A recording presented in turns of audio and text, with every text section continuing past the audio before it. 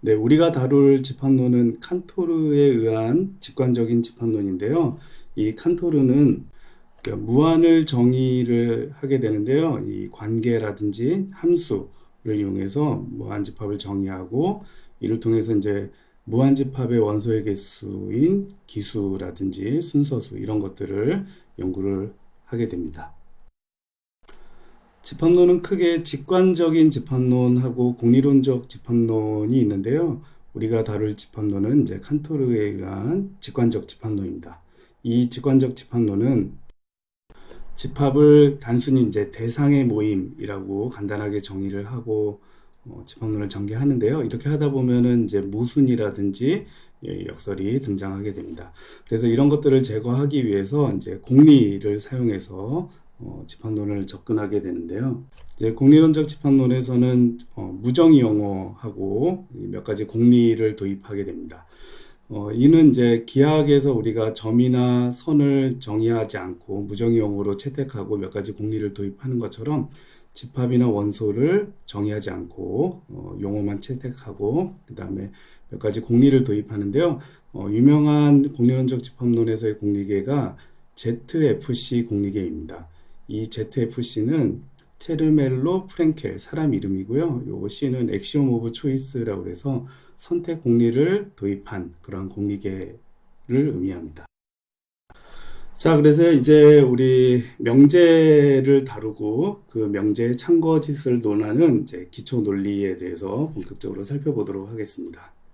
자, 명제라는 것은 수학적인 서술문 또는 주장을 얘기하는데요. 명제는 반드시 참 또는 거짓을 판단할 수 있어야 됩니다. 그래서 참일 때는 우리가 T로 나타내고요.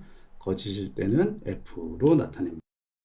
특별히 이제 참인 명제를 우리가 정리라고도 부르고요. 정리는 영어로 theorem 또는 성질, 이거는 property. 자, 그래서 우리가 수학이라는 것은 참인 명제, 즉 정리를 찾는 그러한 학문이라고 생각하면 되겠습니다. 자, 이제 주어진 이제 PQ 명제, 이런 명제를 우리가 단순 명제라고 하는데요. 이 단순 명제를 가지고 여러 가지 복합 명제를 만들어 보겠습니다. 첫 번째로 부정 명제인데요. 이 부정 명제는 P가 아니다라는 그런 명제입니다. 그래서 명제의 부정 명제, P의 부정 명제를 not P 이렇게 쓰고요. 그 다음에 이제 논리곱 명제는 P이고 Q이다인데요. 이제 요거는 P이고 Q이다 이렇게 표현합니다. 요 명제의 참거짓은 두 명제가 참일 때만 참이고 거짓일 때는 두 명제 중에 하나만 거짓이더라도 거짓인 그런 명제가 되고요. 그 다음에 논리한 명제는 P 또는 Q 이렇게 됩니다. 그래서 요거는 둘 중에 하나만 참일 때 참인 명제가 되겠죠. 그 다음에 이제 조건 명제인데요. 요거는 P이면 Q이다 이런 명제인데요. 요거는 요 가정이 참이고 결론이 참일 때 또는 가정이 거짓일 때는 결론의 참거짓에 상관없이 항상 참인 명제를 말합니다. 그 다음에 쌍조건 명제는요. P이면 그리고 그때만 Q가 되는 그런 명제인데요. 요거는 두 명제의 그 참거짓이 같을 때만 참이고 다를 때는 거짓으로 정의를 합니다. 자, 이렇게 복합명제를 정의를 했는데요. 복합명제의 참거짓을 정리해 놓은 요 진리표를 한번 다시 살펴보도록 하겠습니다. 요 부정명제는 이제 P가 참일 때는 거짓이 되고 거짓일 때는 참이 되는 그런 명제고요. 그 다음에 논리고음 명제는 둘 다 참일 때만 참이고 나머지는 거짓일 때 나머지 경우에는 다 거짓인 명제이고요. 그 다음에 요 논리한 명제는 둘 중에 하나만 참일 때 참이 되는 명제. 그 다음에 이 조건 명제는 가정이 참이면 결론이 참일 때, 그 다음에 가정이 거짓일 때는 결론의 참거짓에 상관없이 참이 되는데요. 특별히 요 부분을 보시면 참일 때 거짓인 경우에 이렇게 거짓이 된다라는 것을 알 수 있고요. 이 쌍조건 명제는 두 명제의 진리값이 같을 때만 참이고, 그렇죠? 그 다음에 진리값이 서로 다르면 거짓으로 정의되는 명제입니다. 자, 이 P이면 Q이다에서 이제 한 줄을 더 이렇게 표시하는 이러한 기호는요. 자, 이 P이면 Q이다는 명제가 항상 참이다라는 그러한 기호입니다. 자, 이 P이면 Q이다 항상 참일 때 이 P를 우리가 충분 조건이라고 부르고요. Q를 필요 조건이라고 부릅니다. 그러니까 화살표가 충분하면 가고, 그 다음에 필요하면 받는다. 뭐 이렇게 생각을 해도 좋겠고요. 그 다음에 이제 쌍조건 명제에 대해서도 똑같이 이렇게 나타낼 수 있는데, 요거는 P이면 그리고 그때가 Q, 얘가 항상 참이다 라는 뜻이고요. 자, 요때 P하고 Q는 서로 필요 충분 조건입니다. 그렇게 얘기하고요. 또는 이제 PQ의 진리값이 같기 때문에 서로 동치다 라고 얘기를 합니다. 네, 다음 보기는 요 쌍조건 명제가 각각의 조건 명제의 논리 곱하고 서로 필요 충분 조건이다 라는 그런 내용입니다. 그래서 요 쌍조건 명제가 항상 참이다 라는 걸 증명하기 위해서 요 진리표를 작성해 보도록 하겠습니다. 먼저 P면 Q이다는 요 경우만 거짓이라고 그랬죠. 그래서 진리값은 이렇게 채워질 거고요. Q이면 P이다는 네, 요 경우만 참일 때 거짓인 요 경우만 거짓이 되겠습니다. 자, 그래서 두 명제를 논리곱으로 연결을 하면요, 둘 다 참일 때만 참이고, 그래서 요 경우 참인데 요 두 경우는 거짓이 되겠습니다. 자, 그리고 요 PQ 쌍조건 명제는 두 개의 진리값이 같을 때만 참이고 나머지는 거짓이었죠. 자, 그래서 보니까 요 명제하고 요 명제의 쌍조건 명제의 진리값은 두 개의 진리값이 다 일치하니까 항상 참이 되겠습니다. 자, 그래서 요걸 이제 증명을 했는데요. 따라서 자, P면 Q이다가 항상 참일 때는 이제 요 경우니까 따라서 그 경우는 요 경우고 그 경우는 다시 요 경우니까 P면 Q이다가 참이고 동시에 Q이면 P이다가 참이다 라는 그러한 내용도 알 수가 있습니다. 자, 이제 성질을 하나 살펴보도록 하겠는데요. PQ가 명제이면 합의 법칙이라고 해서요. 명제를 하나 원래 P라는 명제에서 출발했을 때 Q라는 명제를 논리합으로 이렇게 추가할 수 있다라는 내용이고요. 그래서 이게 항상 참이다 라는 거고, 단순화 법칙은 P이고 Q이면 둘 중에 하나, 예를 들어 P로 가는 이 조건 명제가 항상 참이다 라는 내용입니다. 자, 그래서 요 진리표를 작성을 해보면 되겠는데요. P 또는 Q는 둘 중에 하나만 참일 때 참이고 둘 다 거짓일 때는 거짓이고요. 그 다음에 P이고 Q는 둘 다 참일 때만 참이죠. 그래서 P이면 P 또는 Q를 보면 참일 때 참일 때 거짓일 때 요거는 뭐 상관할 필요가 없겠죠. 항상 거짓인 경우에 항상 참이니까. 그래서 얘가 항상 참이다. 임을 알 수 있고요. 그 다음에 P이고 Q에서 P로 가는 것도 보면 여기 참일 때 참이고 거짓인 경우에는 살펴볼 필요가 없이 항상 참이니까 여기도 참 이렇게 됩니다. 자, 그래서 요 명제가 항상 참이다 또는 요 단순화의 법칙에 관한 요 명제가 항상 참이다 라는 것을 알 수 있습니다. 네, 다음 살펴볼 성질은요, 3단 논법 또는 추이법칙이라고 부르는 성질인데, 자, PQR이 명제일 때 P이면 Q이고 Q이면 R이다. 요거 두 조건 명제를 논리곱으로 연결하면 결론으로 항상 P이면 R을 얻을 수 있다 라는 성질입니다. 자, 이것을 증명하기 위해서는 명제가 3개가 있고 각각의 참거짓이 있으니까 총 8가지 경우가 있겠죠. 요 8가지 경우에 대해서 요 조건 명제가 항상 참이다 라는 것을 증명하면 되겠습니다. 자, 그래서 먼저 P이면 Q이다의 진리값들을 살펴보면 이 조건 명제는 참일 때 결론이 거짓이면 거짓이고 나머지는 참이니까 요 두 가지 경우가 거짓이 되겠습니다. 자, 그 다음에 Q이면 R이다도 거짓인 경우는 참일 때 거짓인 요 경우하고 요 경우 두 가지가 있겠네요. 자, 그래서 요 두 명제를 논리곱으로 연결하면 둘 다 참일 때만 참이 되고 나머지 둘 중에 하나가 거짓 거짓인 경우에는 다 거짓이니까 여기 거짓, 거짓, 거짓, 얘도 거짓이 되겠습니다. 자, 그 다음에 이제 결론을 보면 결론은 P면 R이다라는 이 조건 명제인데 이 조건 명제의 진리값들을 적어보면 이렇게 되고요. 따라서 이제 살펴볼 것은 요 논리곱 명제에서 결론으로 가는 이 조건 명제가 항상 참이냐라는 건데요. 이 조건 명제도 가정이 참인데 결론이 거짓인 경우만 거짓이고 나머지 경우는 다 참이 되는 거니까 자, 이런 경우는 가정이 거짓이니까 결론에 상관없이 참, 얘도 마찬가지로 그렇고요. 얘도 마찬가지로 거짓이고 그 다음에 참이고 그 다음에 나머지 경우도 다 살펴보면 참이 됨을 알 수 있습니다. 자, 그래서 이 조건 명제가 항상 참이다 라는 것을 증명할 수 있었습니다. 자, 따라서 이 추이 법칙으로 정리를 써보면요. 이 가정에 사용된 두 조건 명제가 항상 참이면 결론 P이면 R이다도 항상 참이다 라는 내용인데요. 이 증명은 간단하게 살펴볼 수 있습니다.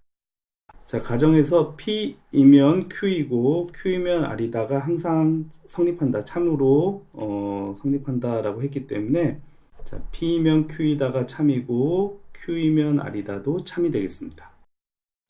자, 그러면은 요 두 조건 명제를 논리곱으로 연결한 요 명제는 각각이 참이니까 참이 되겠죠. 자, 그런데 이 두 조건 명제가 참인 경우, 이 두 조건 명제의 논리곱이 참인 경우를 보면은 자, 어떤 경우가 있냐면은 요 경우하고요. 그 다음에 요 경우, 요 경우, 요 경우가 있는데 그때 P면 R인 경우를 보면 항상 참이 된다 라는 것을 알 수 있죠. 자, 그래서 결론으로 자, P면 R도 항상 참이다 라는 것을 알 수 있어서 한 줄을 더 그어서 표현할 수 있습니다. 네, 다음 살펴볼 성질은요, 우리가 논리전개를 할 때 많이 사용되는 동치 명제들입니다. 그래서 PQR이 명제일 때 첫 번째, 두 번째는 역등 법칙이라고 해서 같은 것을 논리합이나 논리곱을 했을 때 어떻게 되냐 이건데요. 자, 얘는 그냥 P 하나만 있어도 되고 얘도 마찬가지로 P 하나만 있어도 된다. 그래서 이거를 쓰느니 차라리 이걸 쓰는 게 더 간단하다라는 그런 내용이겠죠. 그 다음에 이제 교환법칙은 논리합에 대해서 교환법칙이 성립하고요. 그 다음에 논리곱에 대해서도 교환법칙이 성립합니다.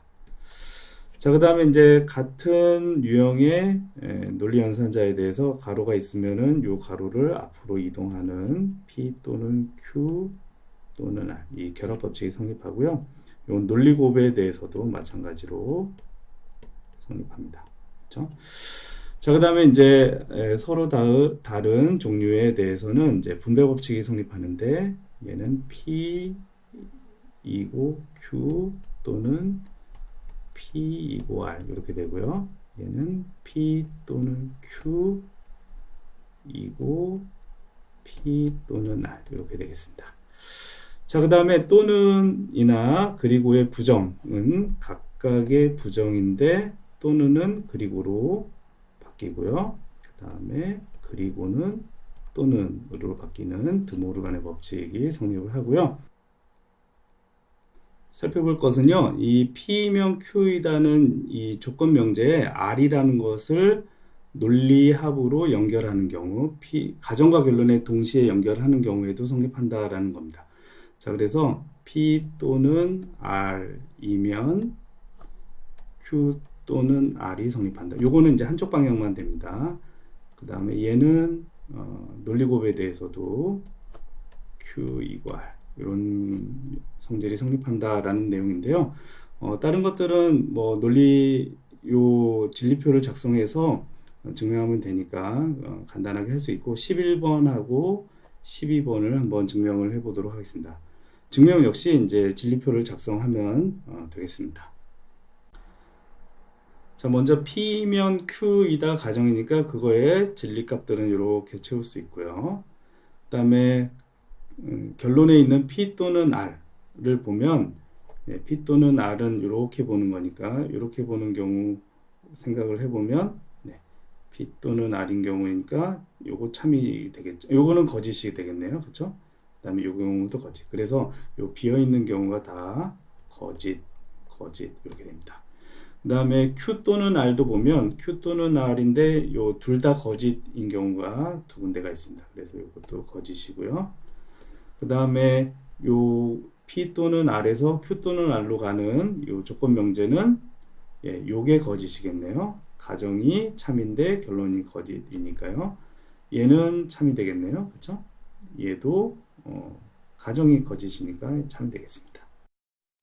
자, 그래서 요 가정하고요, 요 결론을 조건 명제로 이렇게 연결하는 경우에 진리 값을 살펴보면요. 네, 가정이 참인 경우에는 결론이 참이고, 가정이 거짓인 경우는 살펴볼 필요 없고요. 그쵸? 그래서 항상 참이 된다라는 것을 알 수 있네요.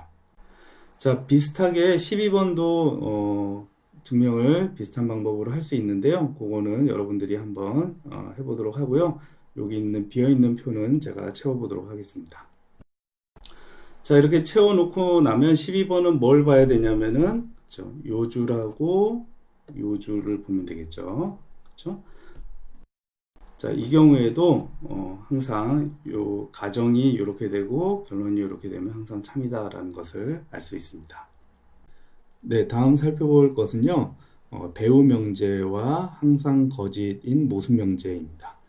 자, 그래서 주어진 조건 명제의 대우 명제라는 것은요, 각각을 부정한 다음에 서로 위치를 바꾼 not Q이면 not P를 주어진 명제의 대우 명제라고 하는데요. 나중에 살펴보겠지만 원래 명제하고 대우 명제는 항상 참거짓이 일치합니다. 그래서 서로 동치 명제가 되고요. 그 다음에 모순 명제는 말씀드린 대로 항상 거짓인 명제가 되겠습니다. 자, 이 모순 명제는요, C로 나타나는데 컨트라딕션에 이 C를 따서 모순 명제를 나타냅니다. 그래서 보기를 보면 P 그리고 not P는 항상 거짓이기 때문에 모순 명제다라는 건데요. 네, 진리값을 생각을 해보면 P가 이렇게 주어져 있으면 not P는 FT가 되고 그 다음에 그거에 논리고보로 연결한 명제는 둘 중에 하나가 거짓이니까 항상 거짓. 그래서 모순 명제임을 알 수 있습니다. 아까 전에 말씀드린 대로 10번째 성질은 대우 법칙인데요. 요거는 주어진 명제하고 그거의 대우 명제 not Q이면 not P가 항상 참과 거짓이 일치한다 라는 그러한 내용입니다. 자, 이 역시 진리표를 작성해서 살펴보면 되겠는데요. 자, 먼저 P이면 Q이다의 진리값들은 이렇게 채워질 거고요. 그 다음에 not Q는 Q를 부정한 거, not P는 P를 부정한 거. 그 다음에 요거의 조건 명제는 참일 때 거짓인 경우만 F가 되겠죠.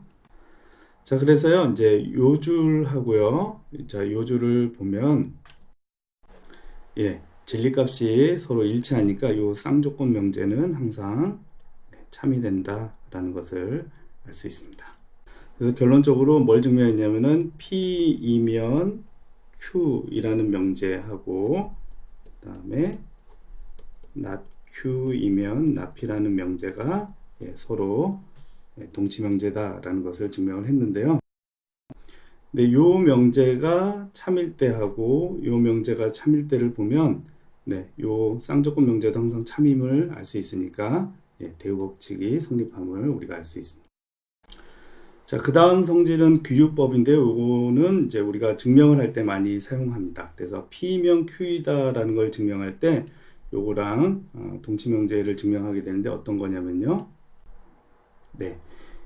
P이고 결론을 부정한 거예요. 가정을 인정하고 결론을 부정했을 때 모순이 얻어진다라는 것을 증명하는 거랑 서로 동치다. 그래서 이거를 증명하는 것 대신에 이렇게 증명하는 것을 우리가 규율법에 의한 증명이라고 부르는데요. 자, 이 증명도 진리표를 작성하면 되겠습니다. 그래서 가정, 요 P면 Q이다라는 거에 진리값들은 이렇게 채워질 거고요. 그 다음에 not Q의 진리값들은 이렇게 채워지겠죠. 자, 그래서 P이고 not Q를 보면요. 요 경우를 제외하고는 P줄하고 나Q줄에 적어도 한쪽에는 F가 있으니까요. 다 F가 되는 것을 알 수 있습니다. 자, 그 다음에 이 모수명제의 진리값은 항상 거짓이니까 이렇게 채워놓고, 그 다음에 요 명제에서 요 명제로 가는 이 조건명제의 진리값을 살펴보면요, 네, 요 경우만 F가 되고 나머지는 참이 됨을 알 수 있습니다. 자, 그래서요, 요 줄하고요, 그 다음에 요 줄을 쌍조건명제에 의해서 진리값을 생각을 해보면, 네, 양쪽의 진리값들이 서로 일치하기 때문에 이 쌍조건 명제는 항상 참이 됨을 알 수 있습니다. 자, 이제 P이면 Q이다가 항상 참이 된다라는 것을 증명하는 방법이 총 세 가지가 있는데, 많이 쓰는 방법들 세 가지입니다. 그래서 첫 번째는 직접 증명하는 연역적인 증명 방법이 있는데, 자, 얘는 이제 가정한다라는 뜻이에요. 그래서 P가 참임을 가정해서 결론인 Q가 참임을 얻어내는 그러한 방법, 증명 방법을 얘기하고요. 대우법이라는 것은 Q가 아니다, 이제 대우명제를 증명하는 거죠. Q가 아니다라는 것이 참임을 가정하고 뭘 얻는 거냐면은 P가 아니다라는 게 참이 된다라는 것을 얻는 방법이고요. 방금 우리가 귀류법을 증명을 했는데, 귀류법에 의한 증명, 자, P 가정을 인정하고 결론을 부정한 요 명제가 참임을 가정하고 뭘 이끌어내냐면은, 네, 모순을 이끌어내는 증명 방법을 귀류법이라고 부릅니다. 자, 그런데요, 우리가 이제 수학적 귀납법이라고 해서요, 모든 자연수에 대해서 어떤 명제가 성립할 때 그 명제가 성립함을 증명하는 그런 방법을 수학적 귀납법이라고 하는데, 요거는 이제 수학적 귀납법의 원리를 사용해서 증명하는 증명 방법입니다. 자, 그래서 자연수 n에 관한 명제를 우리가 Pn이라고 나타낼 건데, 요 Pn이라는 게 모든 자연수에 대해서 성립함을 증명하는데, 이용하는 원리는 수학적 귀납법의 원리입니다. 자, 요거는 두 가지 사실을 증명하면, 모든 자연수 n에 대해서 주어진 명제 Pn이 참이다라는 것을 증명하게 되는데요. 첫 번째는 n이 1일 때 참이다라는 것을 증명합니다.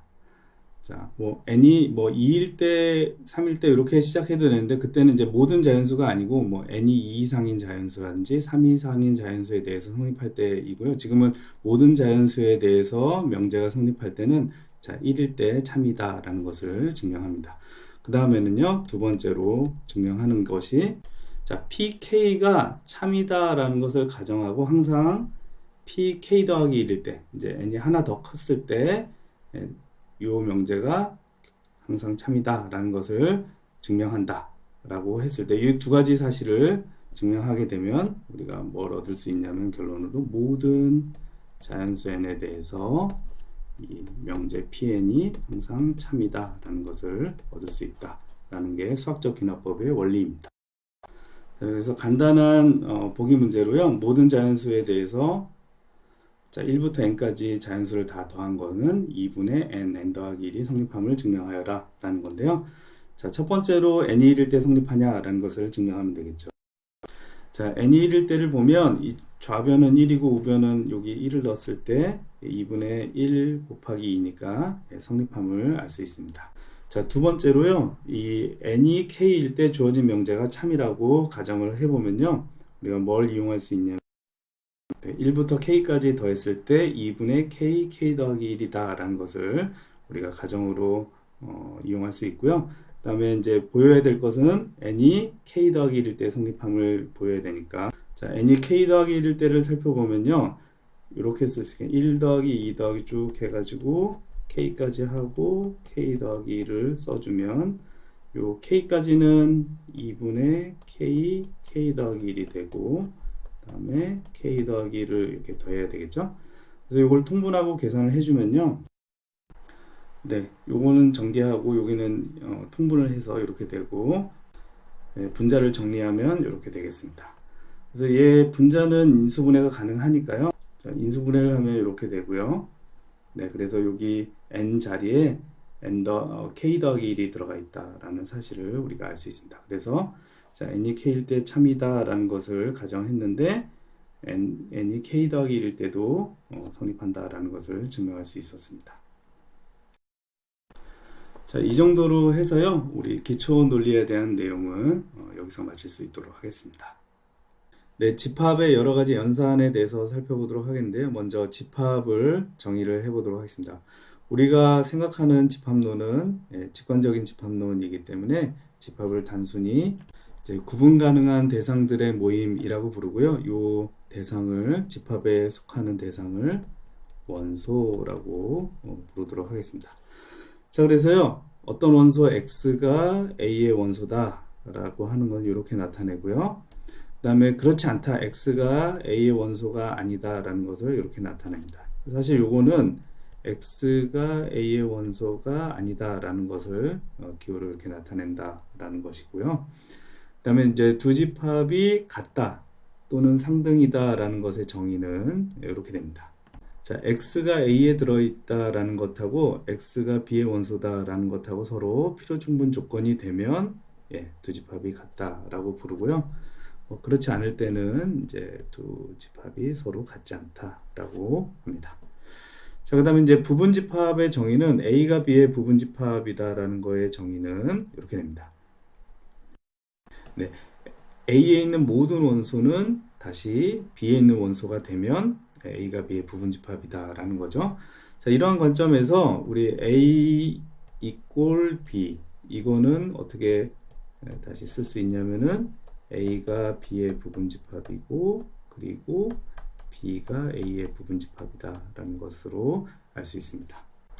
그 다음에 이제 진부분집합인데요. 이 진부분집합은 부분집합이면서 같지는 않은 것을 나타냅니다. 그래서 자, 요 두 가지가 성립하면 a가 b의 진부분집합이라고 부르고요. 그 다음에 공집합은 원소가 하나도 없는 집합인데 요런 기호로 공집합을 나타냅니다. 그러면 우리가 바로 할 수 있는 건 뭐냐면요, 모든 집합에 대해서 공집합은 모든 집합의 부분집합이다 라는 건데요, 간단하게 증명을 해 보도록 하겠습니다. 자, 부분집합이면 증명해야 되니까 먼저 여기 있는 원소가 여기 있는 원소가 된다라는 것을 증명해야 되죠. 그래서 자, x가 공집합의 원소다 라고 가정합니다. 근데 사실 공집합에는 원소가 없기 때문에 이렇게 가정하는 것 자체가 거짓이니까 결론에 상관없이 항상 참이 되겠죠. 그래서 자, x가 공집합에 들어가면 x는 a의 원소다, 이거는 항상 참이 된다. 왜냐하면은 얘가 거짓이기 때문에 그렇다 라는 것을 알 수 있습니다. 그래서 결론은 공집합은 모든 집합의 부분집합이다 라는 것을 알 수 있습니다. 자, 이제 이것도 알 수 있는데, 공집합의 부분집합은 뭐밖에 없다? 네, 공집합밖에 없다 라는 건데요. 요거는 이제 가정을 부정하고 결론을 인정해서 모순을 이끌어내는 모순법에 의해서 한번 증명을 해 보도록 하겠습니다. 자, 그래서 결론을 부정해서 a가 공집합이 아니다 라고 가정을 하면요, 네, 적당한 이제 a의 원소가 존재해야 되겠죠. 자, 그런데 가정에서 a가 공집합의 부분집합이라고 그랬으니까 a가 공집합의 부분집합이니까 결론은 x는 공집합의 원소다 라는 것을 알 수 있죠. 자, 이거는 이제 모순이니까 따라서 귀류법에 의해서 주어진 명제가 성립한다 라는 것을 증명할 수 있었습니다. 네, 그 다음 사실은요, 세 집합이 있을 때 이 부분집합 사이에 3단 논법이 성립한다 라는 건데요. 그래서 a가 c의 부분집합이 된다 라는 것이 결론입니다. 자, 그래서 요거를 증명하기 위해서 a에 어떤 원소 x가 있다 라고 가정합시다. 그러면 이제 요 가정에 의해서, 그렇죠? x가 b의 원소이고 요 가정에 의해서 c에 포함되어 있으니까 따라서 x는 c의 원소가 돼서 a에 있는 원소는 항상 c의 원소가 된다. 즉 a는 c의 부분집합이다 라는 것을 증명할 수 있습니다. 자, 이제 합집합, 교집합, 서로소에 대해서 살펴보도록 하겠는데요. 합집합은 x는 a의 원소 또는 b의 원소를 모두 모아놓은 집합을 a와 b의 합집합이라고 하고요. 교집합은 a와 b의 동시에 있는 원소들을 모아놓은 거니까 자, 이렇게 그리고로 쓸 수 있습니다. 그 다음에 이제 두 집합이 서로 소라는 거는요, 교집합이, 두 집합이 교집합이 공집합이라는 그러한 얘기입니다. 자, 그래서 A하고 B라는 집합이 서로 소라는 거는, 네, A하고 B의 교집합이 공집합이 된다라는 것으로 정의하도록 하겠습니다. 자, 그러면 간단한 사실을 알 수 있는데요. 네, A하고 B의 교집합은 A 또는 B의 부분집합이 되겠죠. 그 다음에 A하고 B의 합집합은 A 또는 B를 부분집합으로 갖고 있겠죠. 그래서 그냥 여기는 A만 쓰도록 하겠습니다. 자, 이런 것들이 성립한다라는 것을 알 수 있는데요. 자, 그래서 첫 번째 요 포함관계를 증명하기 위해서 A 교집합 B에 X가 있다라고 가정을 합시다. 그게 이제 A의 원소가 된다라는 걸 증명하면 되겠죠. 자, 그러면 정의에 의해서 X는 A에 들어있고 또 X는 B에 들어있습니다. 자, 그러면 우리가 단순화 법칙에 의해서 P이고 Q이면 둘 중에 하나로 간단하게 쓸 수 있다라는 법칙을 우리가 알고 있으니까 결론은 X는 A의 원소이다라는 것을 단순화 법칙에 의해서 알 수 있습니다. 자, 그래서 1번은 증명이 됐고요. 2번도 마찬가지로 증명할 수 있습니다. 자, 그래서 X가 A의 원소다라고 가정을 하면요. 자, X는 그쵸, A에 들어가거나 근데 이제 하나를 더 붙일 수 있다라고 했죠. X는 B. 요거는 우리가 합의 법칙에 의해서 요 명제를 또는으로 붙일 수 있습니다.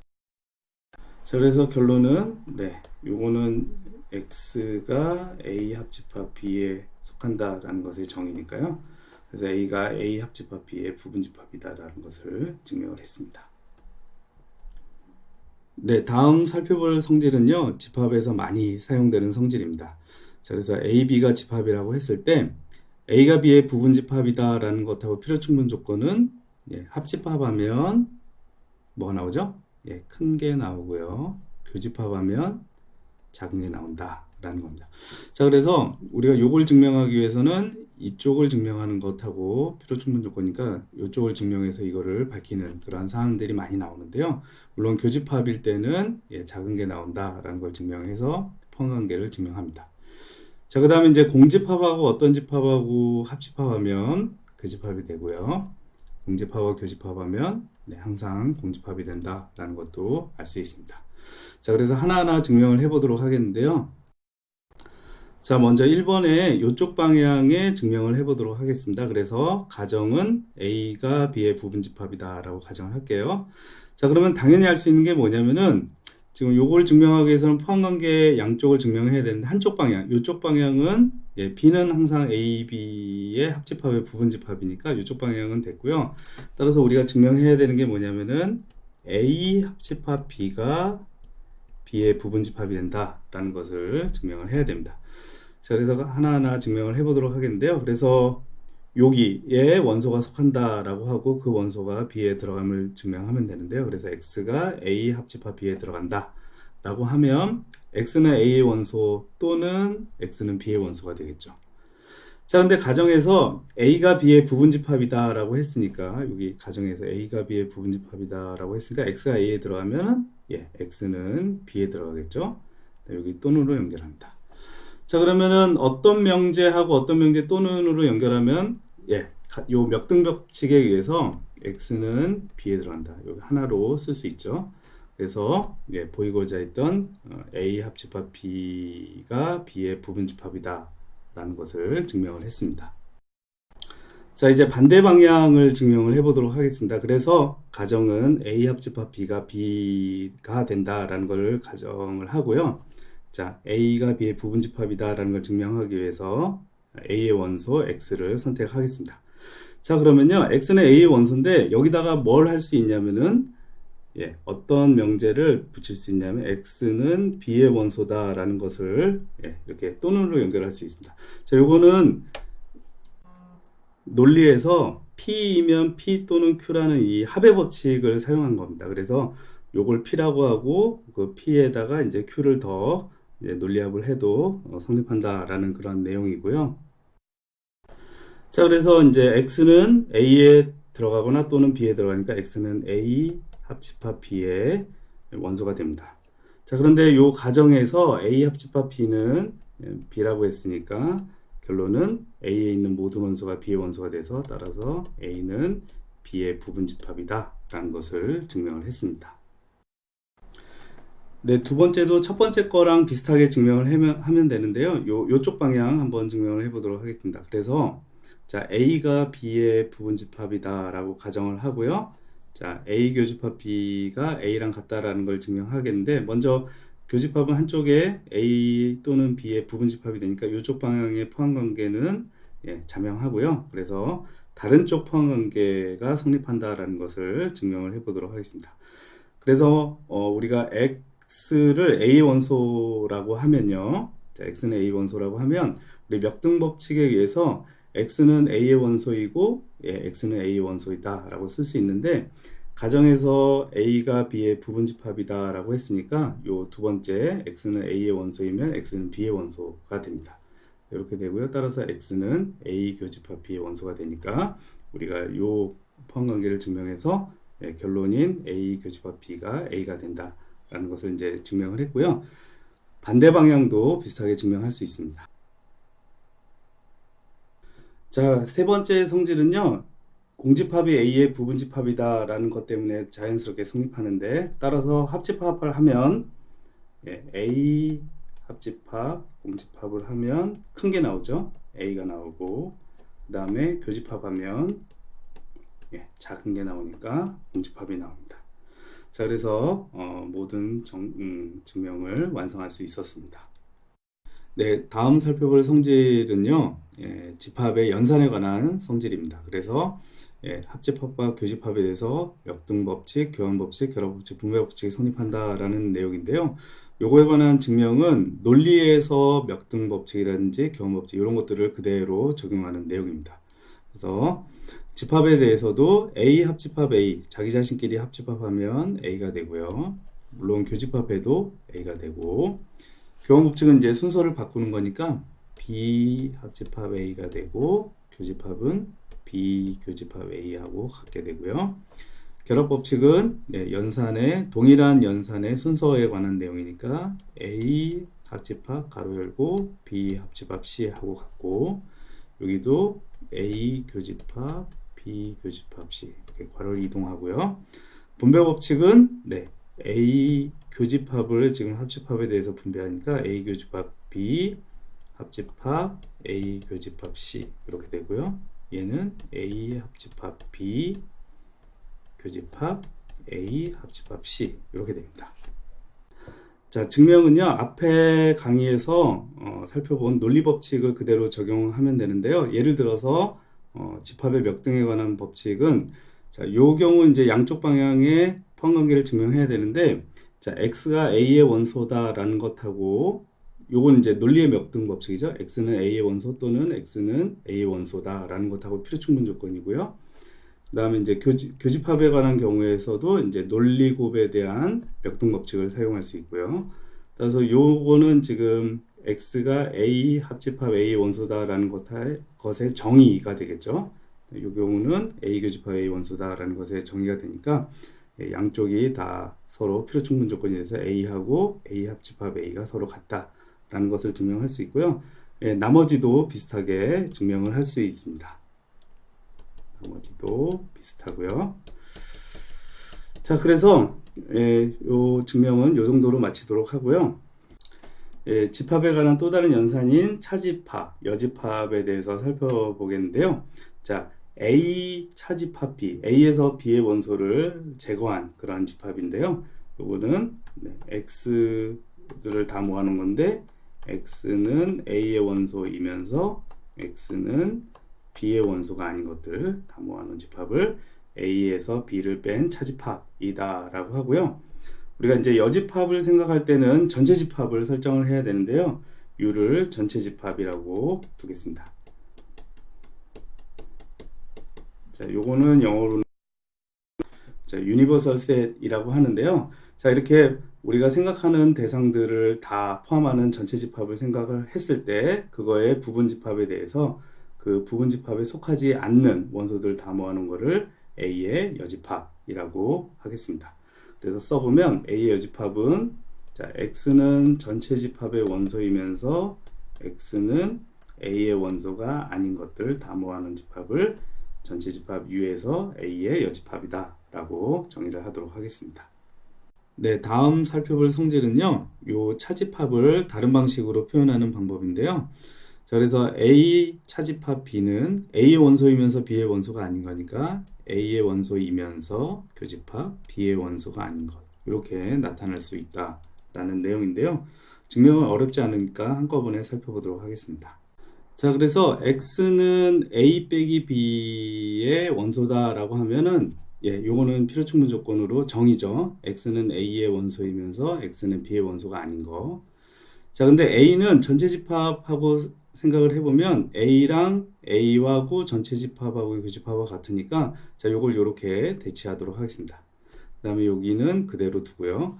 자, 그러면 X는 A에 들어가고, 그렇죠? 여기 연결자는 그리고고요. X는 U에 들어가고, 그 다음에 X는 B의 원소가 아니다.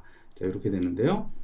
자, 요거는 이제 동일한 논리곱에 대해서 우리 결합 법칙을 쓰면요. 뒤쪽으로 이렇게 결합을 할 수 있고, 여기는 논리곱, 여기에 들어갑니다. 그래서 X는 A에 들어가고, 그 다음에 X는 U의 원소이면서 X는 B의 원소가 아니니까 요거는 X는 그렇죠. B의 여집합의 원소이면서 그리고로 연결되겠죠. 자, 그래서 요거는 이제 X가 A하고 B의 여집합의 교집합이다라는 것의 정의니까요. 그래서 양쪽 방향의 화살표를 증명했으니까 A 빼기 B라는 집합은 A 교집합 B의 여집합하고 같다라는 것을 증명할 수 있습니다. 네, 다음 살펴볼 정리는요, 여집합에 관한 성질입니다. 그래서 A하고 B가 전체 집합의 부분 집합일 때 여집합의 여집합은 자기 자신이 되고요. 자, 요거는 이중부정은 원래 명제하고 같다라는 그런 내용일 거고요. 그 다음에 공집합의 여집합은 전체 집합, 전체 집합의 여집합은 공집합이고요. 자, A의 여집합이랑 교집합하면 공집합이 되고요. 그 다음에 A랑 A의 여집합을 합집합하면 전체 집합이 되고요. 자, 그 다음에 요거는 A하고 B의 포함관계는 예전에 합집합하면 큰 게 나오고 교집합은 작은 게 나온다라고 했는데 요거는 여집합에 관해서는 B의 여집합이 A의 여집합의 부분집합이다. 그러니까 여집합을 하면 포함관계가 뒤집힌다라는 그런 내용입니다. 증명을 하나하나 살펴보도록 하겠는데요. 자, 그래서 X가 A의 여집합의 원소다라고 하는 것은 이건 정의에 의해서 X는 A의 여집합이 아닌 거죠. 자, 그러면 요거는 어떻게 쓸 수 있냐? X는 A의 여집합의 원소가 아니다. 부정명제로 쓸 수 있고요. 그 다음에 얘도 X는 A의 원소가 아니다라고 하는 거니까 요거는 요 부정에서 X는 A의 원소가 아니다. 이렇게 됩니다. 자, 근데 이제 이중부정은 우리가 살펴보지는 않았지만 이렇게 쉽게 알 수 있습니다. P라는 명제의 이중부정은 항상 P하고 논리값이 같다, 진리값이 같다라는 건데요. 이건 항상 참이 되기 때문에 우리가 결론을 뭘 얻을 수 있냐면은 X는 A의 원소다. 자, 이거는 필요충분 조건이기 때문에 따라서 A의 여집합이 A랑 같다라는 것을 증명할 수 있습니다. 자, 두 번째도 쉽게 증명할 수 있는데 X가 공집합의 여집합에 들어간다는 것은 X는 공집합의 원소가 아니다 라는 것이죠. 자, 근데 X가 공집합에 들어간다는 건 항상 거짓인 명제니까 우리 항상 거짓인 명제는 C라고 썼죠. C라고 쓴 것이 아니다. 이렇게 됩니다. 자, 근데 항상 거짓인 명제의 부정은 우리가 항상 참인 명제를 T라고 쓰겠습니다. 요거는 여기다 쓸게요. T는 항상 참인 명제, 항진 명제라고 하는데요. 참인 명제. 자, 그래서 항상 참인 명제가 되고요. 자, 집합론에서 항상 참인 명제는 X는 전체 집합의 원소다라는 것으로 알 수 있으니까 따라서 공집합의 여집합은 전체 집합이 된다라는 걸 증명했고요. 전체 집합의 여집합인 경우에도 얘는 전체 집합의 원소가 아닌 거니까 이렇게 쓰는데 X가 전체 집합에 들어간다는 것은 항상 참이고 그거의 부정입니다. 항상 참인 명제의 부정은 항상 거짓인 명제가 되고요. 얘는 집합론에서 x가 공집합에 들어간다 라는 것은 항상 거짓 명제니까 이걸로 대체하면 전체 집합이 여집합이 공집합이 된다 라는 것도 증명할 수 있습니다. 자, 세 번째, A 교집합, A의 여집합이 공집합이 된다라는 것의 증명은 x가 요집합의 원소이면 x는 A의 원소이고 x는 A의 여집합의 원소인데 여집합의 원소는 x는 A 원소가 아니다 이렇게 쓸 수 있죠. 자, 근데 요거는 P이고 not P 이렇게 됐는데 얘가 참이면 얘가 거짓이니까 얘는 항상 거짓인 명제, 즉 C가 된다라는 것을 알 수 있고요. 집합론에서 항상 거짓인 명제는 x는 공집합의 원소다 라는 것이니까 그래서 요 A 교집합, A 여집합이 공집합이 된다 라는 것을 증명을 했고요.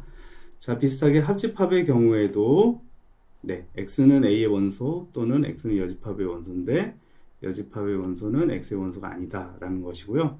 자, 요거는 P 또는 not P인데요. 요거는 P가 참이면 거짓이면 참이니까 둘 중에 하나가 참이면 항상 요 명제는 참이니까 항상 참이 명제 T가 되고요. 집합론에서 항상 참이 명제는 x는 전체 집합의 원소다 라는 것이니까 자, 요 집합이 전체 집합이 된다 라는 것을 알 수 있습니다. 자, 마지막 네 번째 증명을 해보면요. 자, A가 B의 부분 집합이다 라는 것의 정의는 x는 A의 원소이면 항상 x는 B의 원소가 된다 라는 것이니까 서로 필요충분 조건이고요. 자, 그래서 x가 A의 원소이면 x는 B의 원소인데 우리가 예전에 대우 법칙에 의해서 P이면 Q이다 하고 항상 참인 것은 not Q이면 not P이다 라고 했으니까 자, 요 x는 B의 원소가 아니다 라는 것은 우리가 어떻게 쓸 수 있냐면은 이렇게 쓸 수 있고요. 이것이면 x는 A의 원소가 아니다. 자, 그래서 x는 B의 원소가 아니다 라는 건 여집합의 원소이고요. 그 다음에 여기 연결하고 그 다음에 A의 원소가 아니다 라는 것은 여집합의 원소이니까 따라서 요거는 이제 B의 여집합이 A의 여집합의 부분집합이다 라는 것의 정의가 되겠죠. 그래서 4번도 우리가 증명할 수 있었습니다. 네, 다음 살펴볼 정리는요. 집합의 드모르간의 법칙인데 요거는 논리의 드모르간의 법칙을 그대로 적용하면 증명할 수 있는 내용입니다.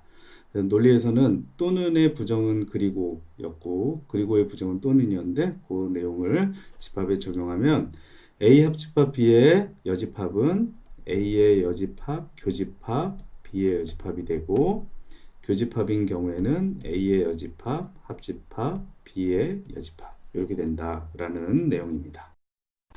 자, 그래서 첫 번째 증명을 해보면요. x가 A 합집합 B의 여집합의 원소다 라고 가정하면 요거는 필요충분 조건으로 자, x는 A 합집합 B의 원소가 아니다 이렇게 되고요. 그렇다는 얘기는 x는 A 합집합 B니까 x는 A에 들어가거나 또는 x는 B에 들어가는 게 아니다 입니다. 그럼 이건 논리의 드모르간의 법칙에 의해서 얘는 그리고로 연결되고요. 그 다음에 부정 x가 A에 들어간다의 부정은 x는 A에 들어가지 않는다. 그 다음에 요 부정도 이쪽으로 가면은 B의 원소가 아니다. 자, 그래서 x는 A에 속하지 않으니까 여집합에 속하고 그리고 x는 B의 여집합에 속하니까 결론은 x는 A의 여집합, 교집합, B의 여집합이 된다 라는 내용입니다. 네, 두 번째도 첫 번째와 같이 증명을 해도 되는데요. 우리 첫 번째 사실을 증명을 했으니까 두 번째는 그것을 이용해서 증명을 해 보도록 하겠습니다.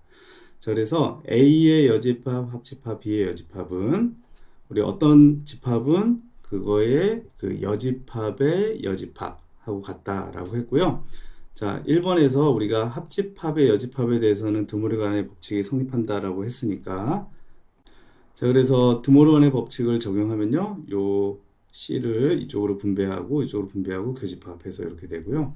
자, 여집합의 여집합은 자기 자신이고 여집합의 여집합은 자기 자신이니까 A 교집합 B의 여집합이 돼서 두 번째 사실도 증명할 수 있었습니다. 네, 다음 살펴볼 성질은요. 우리 앞에서 차집합은 교집합의 여집합이다 라고 했는데 그거를 조금 더 자세하게 써보면 차집합이라는 거는 A에서 B의 원소를 가져갔으니까 그 A에서 A에 속하는 B의 원소를 가져간 거니까 이렇게 표현할 수 있다라는 내용이고요. 두 집합이 서로 쏘이면 떨어져 있으니까 한 집합은 다른 집합의 여집합의 부분집합이다. 자, 물론 B도 마찬가지로 A의 여기는 이렇게 쓰겠습니다. B는 A의 여집합의 부분집합이다 라는 것인데요. 이것도 하나하나 증명을 해볼 수 있도록 하겠습니다. 자, 그래서 첫 번째 증명을 해보면요. A 빼기 B는 앞에서 A 교집합 B의 여집합이다 라고 했는데, 자, 그래서 A 교집합 B의 여집합은 맞는데 여기다가 공집합을 하나 합집합 해도 여전히 성립을 하겠죠. 근데 이 교집합, 이 공집합은요, A 교집합 A의 여집합 이렇게 쓸 수 있네요. 그렇죠? 자, 그런데 그렇게 써놓고 나면 A의 교집합이 공통이니까 요거 분배 법칙에 의해서 A 교집합 이렇게 묶어내면 나머지 A의 여집합, 합집합, 비여집합 이렇게 되고요. 자, 요거는 드모르간의 법칙에 의해서 교집합의 여집합 이렇게 쓸 수 있고, 요 교집합하고 여집합은 차집합으로 쓸 수 있습니다. 자, 그래서 첫 번째 요 사실은 우리가 증명을 했고요. 자, 두 번째는 필요충분 조건이기 때문에 한쪽 방향을 먼저 증명을 해보면, 그래서 A하고 B의 교집합이 공집합이다 라고 가정하고, 자, 요 포함관계를 증명하기 위해서 두 개를 교집합했을 때 뭐가 나온다? A가 나온다 라는 것을 증명하면 되겠습니다. 자, 그래서 증명을 써보면요. 자, A 교집합 B의 여집합인데 요거는 차집합으로 쓸 수 있고요. 자, 그런데 이 차집합은 방금 한 것처럼 이렇게 쓸 수 있다고 그랬죠. A 빼기 A 교집합 B. 자, 근데 A 교집합 B가 뭐라고 그랬냐면은 가정에 의해서 공집합이라고 가정을 했고요. 그래서 A에서 공집합 빼면 A가 되기 때문에 그래서 자, 요 사실을 증명해서 A가 B의 여집합의 부분집합이다 라는 것을 증명을 했고요. 근데 이제 반대 방향을 증명하기 위해서 가정은 A가 B의 부분집합이다 라고 가정하고, 자, A하고 B의 교집합이 공집합임을 보이기 위해서 일단 A 교집합 B를 보겠습니다. 자, 근데 얘는 A가 B의 여집합의 부분집합이기 때문에 A 대신에 B의 여집합을 쓰면 평행가 이쪽으로 벌어지고 교집합 B가 되는데, B하고 B의 여집합의 교집합을 해주면 공집합이 되죠. 그래서 A 교집합 B는 공집합의 부분집합이니까 공집합의 부분집합은 공집합밖에 없어서 A하고 B는 서로서가 된다라는 것을 증명할 수 있었습니다.